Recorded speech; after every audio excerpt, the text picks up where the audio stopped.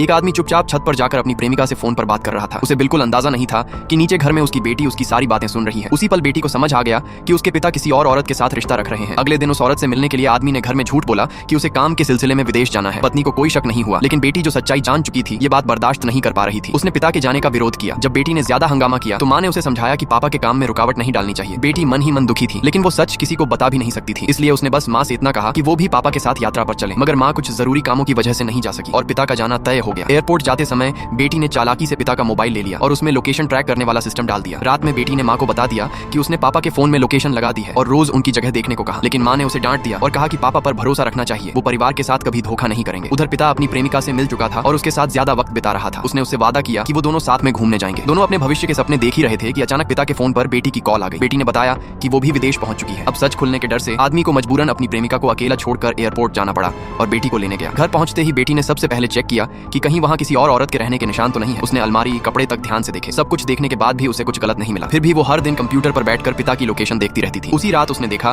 कि पिता की लोकेशन एक रेस्टोरेंट में दिख रही है। दरअसल उस वक्त पिता और उसकी प्रेमिका साथ बैठकर डिनर कर रहे थे। दोनों बातें करने में इतने डूबे थे कि उन्हें पता ही नहीं चला। तभी अचानक बेटी उनके बीच आकर खड़ी हो गई। गुस्से में आकर उसने उस औरत को जोरदार सबक सिखा दिया।